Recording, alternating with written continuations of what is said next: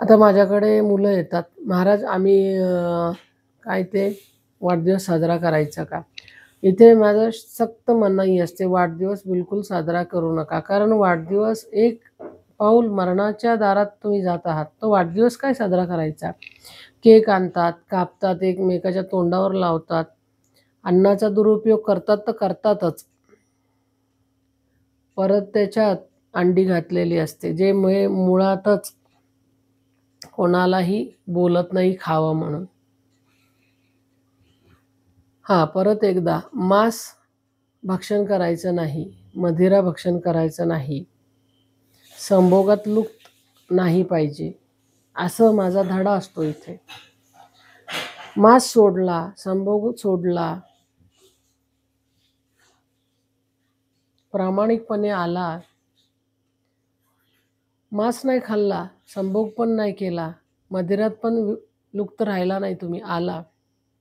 पण आत एक छलकपट असतोय ना, ते मांस खाण्यापेक्षा पण भयंकर वाईट आहे. दुसऱ्यांचं वाईट चिंतणं, दुसऱ्यांचं वाईट करणं, दुसऱ्यांचं लुबाडणं, खोटं बोलणं, ईर्ष्या करणं, ते पण मांस खाण्यापेक्षा पलीकडचंच अपराध आहे. माझ्याकडे येताना एकच बोललं जातं, धर्मयुक्त कर्म करा, धर्मावर चाला, अधर्मावर चालू नका. हे जे माझी मुलं आहेत 4.5 वर्षापासून जे माझ्याकडे येतात, माझी मुलं, त्यांना एकच बोलतो मी, वाढदिवस करू नका. आणि करत पण नाहीत ते वाढदिवस. वाढदिवस कसं साजरा करा? गोरगरीब आहे, त्यांना कपडे पाहिजे का? त्यांना अन्न पाहिजे का? त्यांना शिक्षण पाहिजे का? त्यांना विद्या पाहिजे का? हे काम करतात माझी मुलं. हे काम गरजेचं आहे, कारण ह्याच्यानेच पुण्य, जे बँक बॅलन्स आहे ना पुण्याचा, तो जमा होतो तुमच्या खात्यात. ज्यावेळेला माझी मुलं येतात माझ्याकडे, मी एकच सांगतो, कोणाबद्दल पण ईर्ष्या करू नका, कोणाला खाली कमी लेखू नका. मी मोठा आहे, तुमच्यापेक्षा एकच मोठा आहे, तो भगवंत. त्याच्यासारखा ना कोण मोठा आहे, ना कोण आहे, कोण राहणार. मनुष्य आज आहे, उद्या नाही आहे. कारण विश्वाचा कारभार चालवणारा भगवंत आहे, मनुष्य नाही आहे. मनुष्याला जे काही मिळतंय ना इथे, काहीही असू दे, हे सगळं भगवंताच्या कृपेमुळे मिळतंय, भगवंताच्या आशीर्वादामुळे मिळतंय. मनुष्य बोलत असेल माझ्यामुळे मिळतंय, तर चुकीचं आहे. मनुष्य फक्त निमित्त आहे, करता धरता भगवंत आहे. कारण तुम्हाला ह्या विश्वात टाकणारा भगवंत आहे, तुमचं संगोपन करणारा भगवंत आहे, तुमचा एक एक कर्मकांडाचा साक्षी भगवंत आहे. तुम्ही खरं बोला, खोटं बोला, भगवंताला सगळं कळतंय, तो बघत असतोय किती खरं बोलता, किती खोटं बोलता. भगवंत एवढंच बोलतोय, निष्पाप जीवाची हत्या करू नको, व्यसनी होऊ नको, परक्या स्त्रीला बघू नकोस, ती आई समान आहे, लक्षात घे. देवाकडे जाताना एवढं निरागस बाळासारखं जावा, देव तुम्हाला स्वीकारतोय आणि देव तुम्हाला लालन पालन प्रेम करतो तुमच्यावर. जसं गोरख कुंभाराला प्रेम केलं, मीराला प्रेम केलं,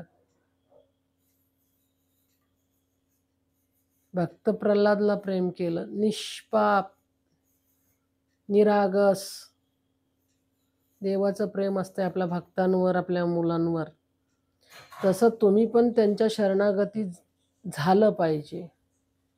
नुसतं वर दिखाव्यासाठी नाही. मी उपवास केलो, मी आज एवढं जप माळा ओढलो, काही उपयोग नाही. इथे जप करताय, तिथे उपवास धरताय आणि तिथे शिव्या देताय आईवरनं, बहिणीवरनं, काय उपयोग आहे?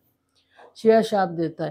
दुसऱ्यांचं लुबाडून मी कसं श्रीमंत होईल, मी कसा मोठा अब्जपती होईल, मी कसं मोठ्या लक्झरी गाडीमध्ये फिरेल, ते उपवाससुद्धा उपयोगाचं नाही, ते जपसुद्धा उपयोगाचं नाही आहे.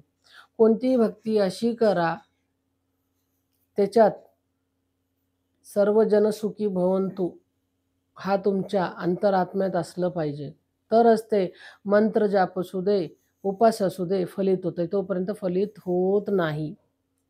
आणि जो वाढदिवस करतात ना माझी मुलं, तर ते असे साजरा करतात. दुसऱ्यांचं हित कशात आहे, दुसऱ्यांचं भलं कशात आहे, दुसऱ्यांना कसं आम्ही सहाय्य करता येईल, दुसऱ्यांना आम्ही कशी मदत करता येईल, अशी माझी मुलं करतात. असा वाढदिवस साजरा करतात. केक कापून, काय तुमचं ते कॅन्डल विझून, मुळात करत नाही असे वाढदिवस साजरा माझी मुलं.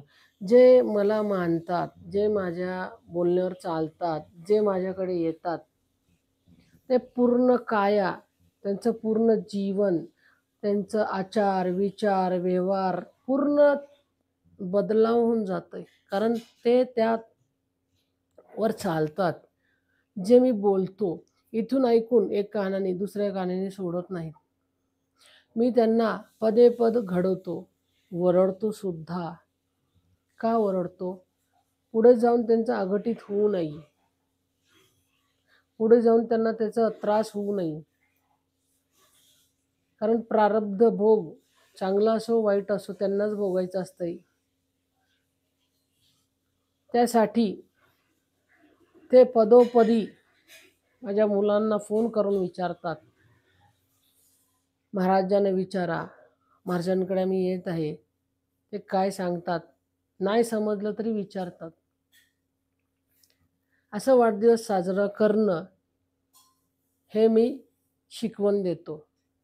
ना की केक आणा, कापा, धांगडधिंगा करा, काय ते मोठं मोठं लाऊडस्पीकर लावा, उघडं नागडं नाचा, दारू पिया, काय ते बॉयफ्रेंड गर्लफ्रेंड, असा वाढदिवस मी बोलतच नाही करा म्हणून.